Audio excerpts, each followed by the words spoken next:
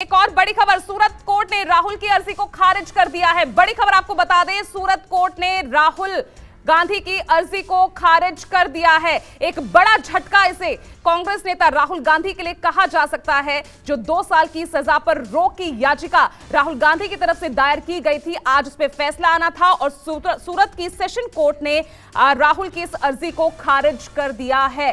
क्योंकि आज के इस फैसले पर बहुत सी चीजें टिकी हुई थी। राहुल गांधी की सदस्यता, जो कि सांसदगी उनकी रद्द हो गई है, अब वो बहाल नहीं हो पाएगी। हालांकि हाई कोर्ट का रुख जरूर कर सकते हैं राहुल गांधी, एक ऑप्शन उनके पास है।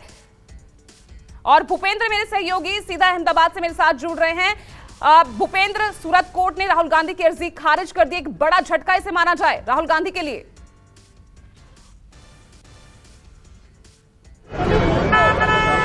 बिल्कुल, जब ये पहली बार फैसला आया था उस वक्त भी एक बहुत बड़ी खबर थी और उसके बाद उम्मीद जताई जा रही थी कि शायद सेशन कोर्ट से राहुल गांधी को कुछ राहत मिल जाए। उन्होंने जिस तरह से अपनी सजा को चुनौती दी थी सत्र न्यायालय में और जिस तरह की दलीलें दी गई थी, सुप्रीम कोर्ट के वकील चीना जो है वो वहां पहुंचे हुए थे और उनकी तरफ से ये कहा गया था कि निचली अदालत का फैसला बहुत जल्दबाजी में किया हुआ फैसला दिखाई दे रहा है और एकदम मैक्सिमम पनिशमेंट जिस तरह से इस मामले में अनाउंसमेंट की गई है। और उन्होंने बहुत सारे ऐसे सुप्रीम कोर्ट के ऑर्डर के हवाले भी दिए थे और ऐसी उम्मीद की जा रही थी कि शायद जिस तरह से दोनों पक्षों की जिरा हुई है उसके बाद हो सकता है कि राहुल गांधी को कुछ राहत मिल जाए, लेकिन ऐसा कुछ भी होता हुआ फिलहाल नजर नहीं आया। राहुल गांधी की याचिका जो है वो खारिज कर दी गई है सूरत की सत्र न्यायालय से। मैं बता दूं कि ये मानहानि का मामला था 2019 का, जिसमें राहुल गांधी को 2 साल की सजा दे दी गई थी और उनका जो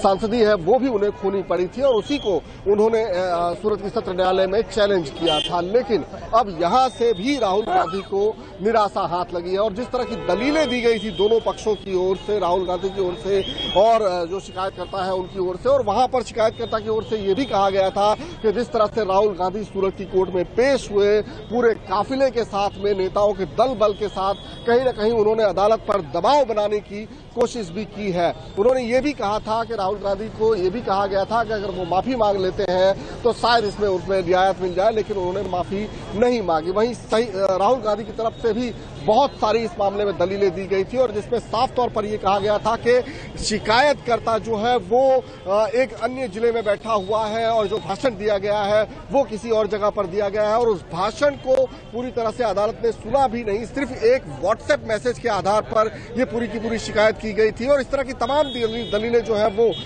राहुल गांधी की ओर से उनके वकील ने रखी थी। लेकिन जिस तरह से आज याचिका खारिज की गई है, जाहिर सी बात है राहुल गांधी के लिए एक बड़ा झटका है, क्योंकि ये एक अदालत से विनती की गई थी कि उनकी सांसदी चली गई है और इसलिए इस मामले में सुनवाई जो है वो थोड़ा सा जल्दी की जाए। और इसी को ध्यान में रखते हुए अदालत ने इसके पहले 11 अप्रैल का समय दिया था, जिसके अंदर दोनों पक्षों को अपना जवाब दाखिल करना था, जिसमें पूर्णेश मोदी जो कि शिकायत करता है उन्होंने अपना जवाब दाखिल किया गया था और वहीं सरकार की ओर से 13 अप्रैल को जो है वो जवाब दाखिल किया गया और उसके बाद में 13 अप्रैल को 20 तारीख जो कि आज की तारीख है वो फैसले के लिए मुकर्रर की गई थी। और अब जब फैसला आया है तो राहुल गांधी को बहुत बड़ी निराशा हाथ लगी है। जी बिल्कुल, एक बहुत बड़ी निराशा, बहुत उम्मीद थी आज के इस फैसले से तमाम कांग्रेस के कार्यकर्ता, तमाम कांग्रेस नेताओं को, और उसमें भी निराशा हाथ लगी है। नमस्कार, मैं हूं मानक गुप्ता। अगर आपको हमारा ये वीडियो पसंद आया हो तो इसे लाइक और शेयर जरूर करें और हाँ, हमें सब्सक्राइब और फॉलो करना ना भूलें ताकि आप देश और दुनिया की कोई खबर मिस ना करें। तो जुड़े रहिए हमारे साथ और देखते रहिए न्यूज़ 24।